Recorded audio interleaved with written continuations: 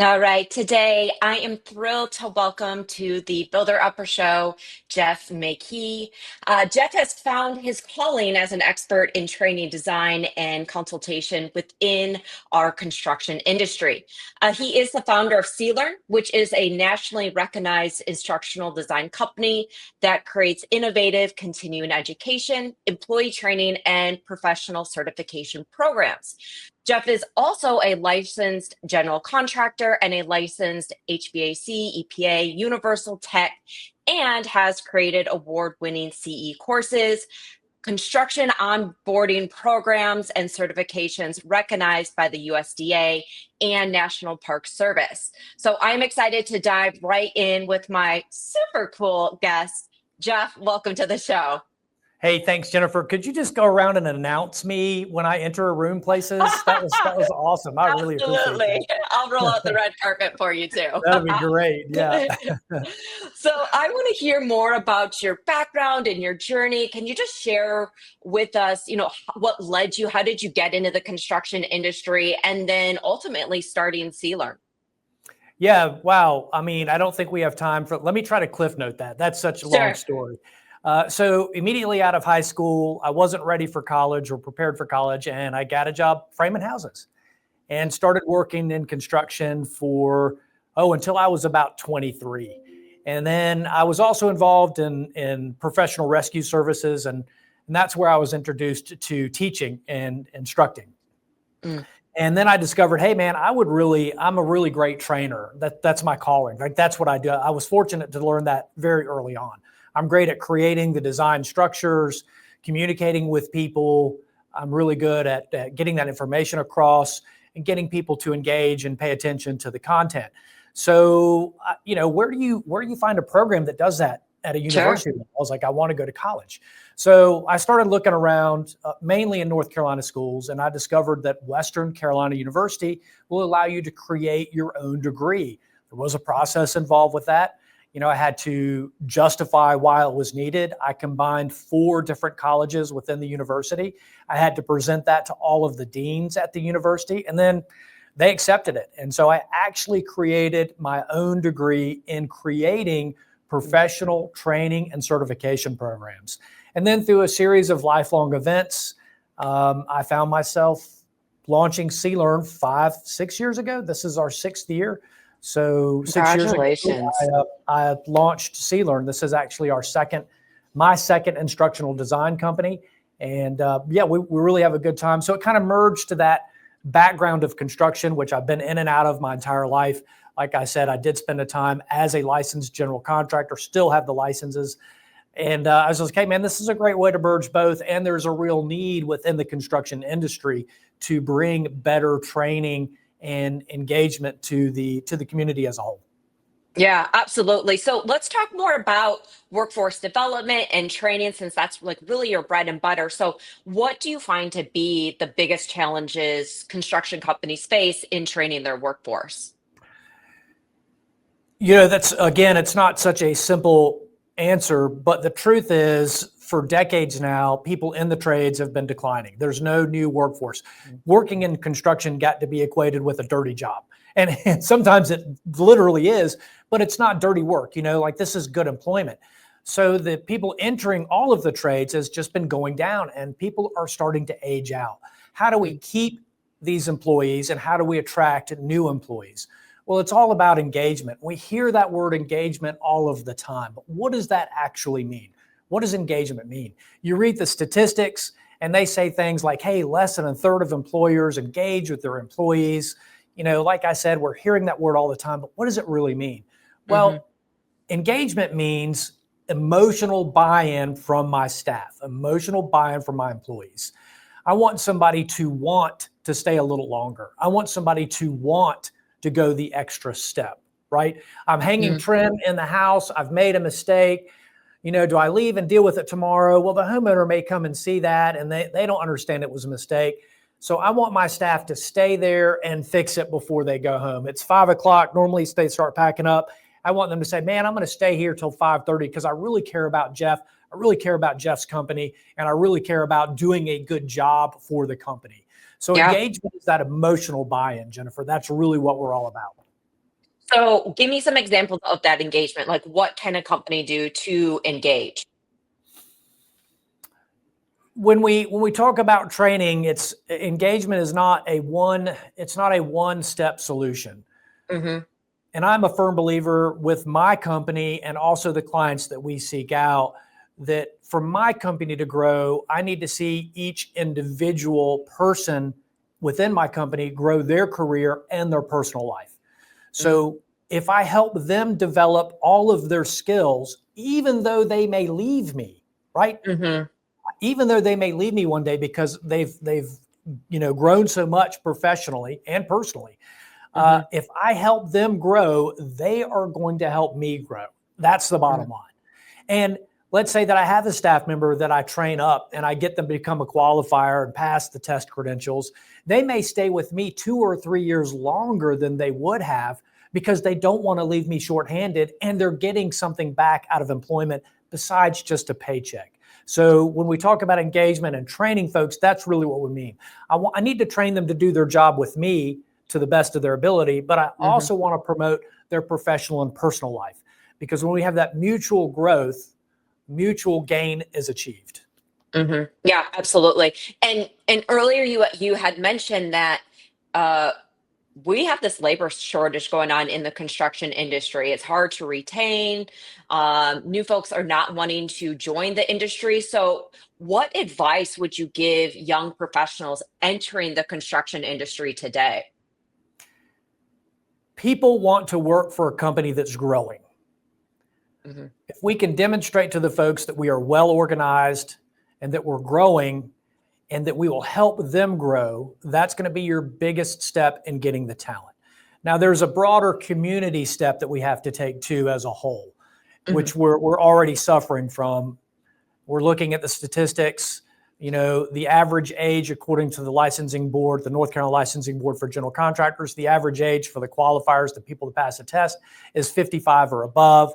So we need to demonstrate to folks that this isn't a dirty word. Construction isn't a dirty word. This is a viable career that you can be very, very financially successful at with flexibility and freedoms to move forward and up. Really, the sky is becoming the limit with our labor force. There's really unlimited income potential now as you move up, whether it's a licensed electrician, plumber, general contractor, HVAC, framer. Lord have mercy, we are so short on framers right now. I was just talking to a construction company down the road, Yeah. and they were saying, Jeff, we just can't find framers. We can't find framers. There's nobody that knows how to frame a roof. It's hard work. I prefer framing over any other aspect of construction. But those guys are going to be millionaires. They're going to be Hmm. making at least 6 digits, quite literally, in the next few years because the demand is going to be there and the skill set isn't.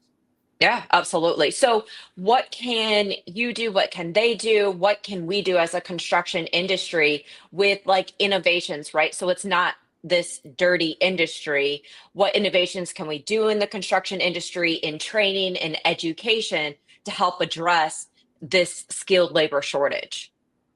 That's right where we make our bread and butter. Obviously, Mhm. Jennifer, I feel like I'm about to launch into a sales pitch on this, which Go I for will try to keep the it. sales pitch out of it, right? But when we're first working within the community, which we all should be in some way, shape, or form, whether it's the high schools, the colleges, we should all be involved in some sort of workforce development, educating folks, educating the young people coming up that the trades are important. You can make 6 digits or even more within the trades. So that's the first step, collaboration within the community. If you have an opportunity to collaborate within your local community, encouraging people, introducing them that this is good work, it can be fun work, and it is very financially rewarding work. That's our first step. The Mhm. second step is within your own company. You need to develop onboarding programs. They need to be consistent. So they need to have structure to them. Every onboarding program you have needs to be highly structured. The problem we're already seeing, even with national builders, we're working with a client right now, and they have a decent training program. They've got an entire training department. Let me say that. They've got 3 full-time members that don't do anything but training within their Wow. organization. That said, we started meeting with them because the C-suite folks, the higher up folks, came and took some of our trainings, and they said, Jeff, whereas there's a disconnect with our staff. We don't understand why these people are not asking questions, or we put them through the training and then they're not following the protocols. They're not following the SOPs. So we reached out to these folks and we discovered that they're using their SOPs as training documents. Well, I finally was sitting down talking with these folks and I was like, you guys, what is an SOP? And all three of these team members looked at me and they were like, are you an idiot? You don't know what an SOP is? And I said, you guys just tell me what an SOP is. And of course, standard operating procedure. Sure. And I said, is that a training program? You're training off the SOP, and that's not the same as training people to do the SOP, right? Reading off an SOP isn't training the SOP. Some parts people will listen to really well. Other parts they're not going to hear quite as well. So we design a training program to emphasize the harder parts. So it's a completely different structure of communicating the SOP. And that's going to be critically important because when people come join our team, we need to show them that we have things together. And any individual, any team member within that company should be portraying the same training and the same information. And it all starts with that fundamental training program, having the consistency and detail so that everybody can learn the information the same way. And more importantly, everybody can communicate the information the same way.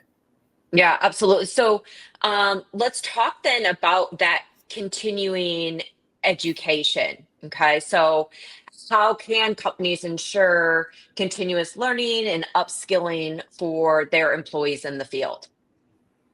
So another really great question, Jennifer, and I'm going to throw out a great example that's happening right now. Please, yeah. So in North Carolina, starting in January 2026, we will enter in an all new energy efficient building code.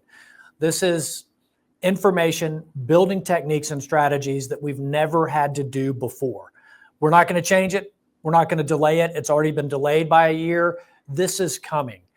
This is going to be critically important, not just for the contractors to understand, but my project managers. All of my folks on board need to understand what these changes are happening, what's happening. And here's an example. Moving forward, we will have to do a blower door test. We're going to have to seal the house up, pressurize the house, and make sure that it's airtight. We've never had to do that before. Some builders have been doing it already, but they're very, very few. We have to measure the air changes an hour. So that's going to have to be measured to 3 air changes an hour by a third party with a blower door test. If it leaks more than 3 air changes an hour, you're not going to get to your CO. You're not going to pass the inspection. You have to do that. So how many folks out there know what an air changes an hour is? I don't just need to know that as the manager, as the leader of the company. My framers need to understand that that's what we're headed towards, right? Yeah. I need every step along the way to understand how to seal up all of these air gaps, how to make the house tighter, because I can't close any air gaps after the drywall goes up. I can't get to those areas anymore. If it's leaking, it's leaking. It's done. I have to rip the drywall back off.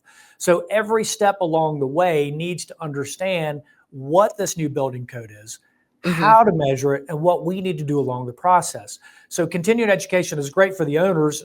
Licenses in North Carolina require the continuing education, but we should be bringing this type of training to everybody within our company because this affects every step along the way. And so it's a domino effect. So with cLearn, are they coming to you for this training where you're saying, here's the new code, this is what we're going to do in it? Or are you actually going out to the companies and training, let's say like on site? We do a combination of all of those things. Our bread and butter is continuing education. These are the types of classes we put together for our continuing education, but we also do consulting. So we go out and we help folks design their onboarding programs. Like I said, look at your SOPs. Let us help you create a training program based on your SOPs that also includes your company culture and your company vision and your company mission. Those things are frequently left out, especially by the larger, training our us type companies. So we do the continued education, we'll do the onboarding programs, but then we will also create custom certification programs for you, such as teaching your staff about the air changes an hour. So we cover the gamut of all of those. So let's talk more about this onboarding. I'm in tech, and one thing we do is help construction companies onboard their employees. So what strategies have proven most effective, would you say, for onboarding new construction workers? You mentioned earlier consistency. What else is there out there for them? So that's a really good question. As I mentioned before, culture and vision are really important. How often is there a training program or a training consultant that moves in that doesn't learn your company culture or your company? And we all talk about that. What is company culture? What does that mean? What does that mean? Well, it's pretty much the personality that we want the company to portray. That's in a nutshell. I mean, everybody has varying degrees of what culture is, but ultimately it's the personality. So we need to incorporate that into the training program. But when we're looking at creating a training program, we'll go out and talk to folks, talk to our clients, and we say, all right, what are the things that people really get when you hire a new employee? What are the things they struggle with? And then we'll examine that information. And then we'll go through and we'll design the training program that may touch on the easy things once, maybe twice. But then we'll isolate the things that are harder for people to get, and we'll make sure that we format the training program to talk about those 2, 3, or even 4 times. So that's one simple strategy. And an example of that, we just did an onboarding program for a local company called Simplify.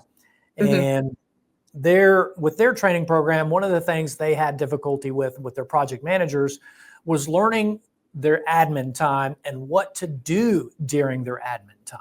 So each project manager is required a minimum of 2 hours at the desk every week. And that can be challenging for a project manager because, those folks are always out there visiting the job sites, checking the progression, making sure the lumber or packages were delivered. So coming back and sitting in the office can be challenging. But sitting in the office is critically important. That's where they're managing the schedule. That's where making phone calls 3 weeks out to get folks to show up. That was the part that his staff was really struggling with. So we took all of that project management time, those 2-hour office time, and we put that in its own section within the onboarding program. So we talked about all of those duties first. Most folks think about, hey, I'm going to do a training program. I'm going to do it sequentially. Step one, we're going to talk about step 1 first. We're going to talk about step 2 second. That's not necessarily the best way to do a training program. We want to focus on the hardest things first. So in this particular case, we did all of the things that are going on in your admin time. We want to talk about all of those things, all of those duties. What are your task lists? What are your meeting agendas? How are you doing your scheduling? And then we went into the sequence. Hey, step 1, you do this. Hey, remember we talked about the admin time? This is where that plugs in. Step 2, you do this. Hey, remember we talked about the admin time? This is where you do that. So in that particular case, we were able to target the hardest parts for the employees to learn and talk about it a minimum of 2 times. Once as a whole to get it in there. And then we talked about it in sequence, how it actually fits in to their day-to-day life and their week-to-week progression through the projects. So that's one of the things that a training specialist can do, and we don't do anything but training. That's all we do. That's really where our talent comes in, Jennifer, is saying, okay, let's get that through. An interesting fact that most people don't recognize, at any given time, 1/3 of your audience isn't listening to anything you say. Wow. Right? And I don't care if you paid money to go see the comedian at the nightclub. At 1/3, you paid, $100, $200. At 1/3 of the time, at any given time, 1/3 of the audience isn't listening to that comedian they paid money to go see. They're thinking about their kids. They're thinking about their work the next day. They're thinking about what's for dinner, the soccer game I've got to take my child to on Saturday. They're thinking about the game coming up with their friends and the camping trip. You're thinking about, we're all doing it, right? We're all thinking about things all of the time. So you can't be insulted or upset when people aren't listening to you. You have to come up with a different strategy to get the information to them, different ways at different timing to make sure everybody gets that information. And that's what makes you such an effective trainer, is you understand that there's different ways of communicating out the same information. Correct. Awesome. So let's talk about technology in the industry, right? Doing onboarding, how would you say companies can leverage like AI, automation, just for onboarding? How can they do it for managing their projects? Last night I was just at a CFMA event in Charlotte, and the topic was AI. Very interesting. So I want to kind of hear it from your perspective. What are your thoughts on AI, automation? Yeah, it's a really good question. And in fact, AI is going to take some people's jobs away. A really good friend of mine, we've been great friends since high school, 30, 40 years now. Gosh, I guess I am that old. And she is a voiceover actress. You've probably heard her hundreds of times. Everything from the American Airlines recorded voice to movie trailers to commercials. I guarantee you've heard Wendy hundreds of times. I was just hanging out talking to Wendy the other day going, Wendy, is the AI voiceover stuff taking work away from you? She says, Jeff, I've already lost 3 contracts. So it's devastating for her and that industry. So AI is real. It is happening, and it is taking some people's jobs. On that note, it's making things more affordable for companies like me, right? I can't afford to hire Wendy. She's just too expensive. She's that good, right? But now I can afford to have those voiceovers because AI can do as good a job as she can at a fraction of the price. With training, there are some aspects of training that can be AI led. But remember, AI isn't there yet to realize that a third of your audience isn't listening. AI doesn't know that. AI can't pick up on that. An LMS or self-study format also can't pick up on that. These LMSs and, we're talking about like the self-study classes that you do, and the AI stuff isn't going to get your company vision. It isn't going to get your company culture. That is still left up to company leaders. The AI, the automated services, they just aren't there yet. Do I think they're going to get there? Yes, but I'm not shaking in my boots. I'm not worried about the AIs taking work away from me, because at this point in time, and I don't see in the near future, AI being able to understand the company culture and portray that during a training program. Now, that's not to say that I don't believe a self-study LS format doesn't have any use. That would be wrong. But you have to figure out what use I want it to have and what use I don't want it to have. AI LMS could be really good for a simple safety program, right? How do I set up a ladder? How do I have simple job site safety? It can save us time. That can really work. But if I want to talk about genuine onboarding, I may use AI for this much of it, LMS self-study for this much of it. This much of it, I still want face-to-face, because my people, when they're engaged, are going to sell my company better than a self-study or an AI can. This is true. This is true. So I want to dive a little bit into cLearn. Tell the listeners, cLearn, what there's to offer. You're based in North Carolina. Do you do national work? Just self-study, develop self-study courses, virtual, face-to-face. Just speak on cLearn for a little bit for us. Sure. We do anything within the construction industry and training wise that you would want us to do. We have the ability to set up LMS programs for you. We're working with a client right now based out of Texas. They're a national commercial developer. And we're working, that was the company that has the SOPs, but no training programs. All right, let us teach you how to write the training programs. We're not going to write them for you. Let us teach you how to write them. Then we have local companies that have hired us to do, a leadership series for them. So 9 hours leadership series. How do we do time management? How do we communicate with our customers and our vendors? So we have that whole aspect as well. And we have another client that we're hoping to get, everybody cross your fingers, who builds modular homes, right? He does modular homes. He's expanding across the state, and he needs to teach contractors how to assemble his packages. We don't have this contract yet, but this is the type of self-study program that we could create, where we video the contractors locally assembling his classes, and then assembling his buildings rather, and then we develop a self-study LMS type that he can send out to contractors buying his modular homes, and they can watch these and learn how to assemble his homes. Wow, that's incredible. And so how can people find you? What's the easiest way to get in contact with you? Just yell super cool. I know. Absolutely. So the easiest ways to find us is on our website, clearntraining.com. Okay. And then you're on LinkedIn as well? We're cLearn is on LinkedIn, and I'm personally on LinkedIn, Jeff Makey or cLearn.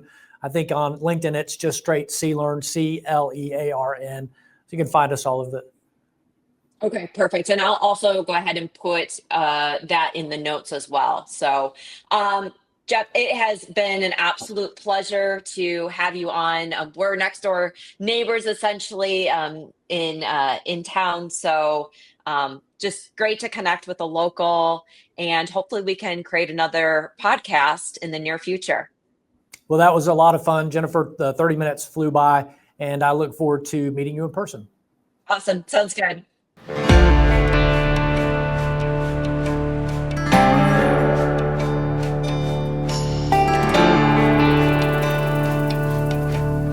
If you're a construction contractor and would like to appear as a guest on our podcast, write us an email. It's lou@lumberfy.com.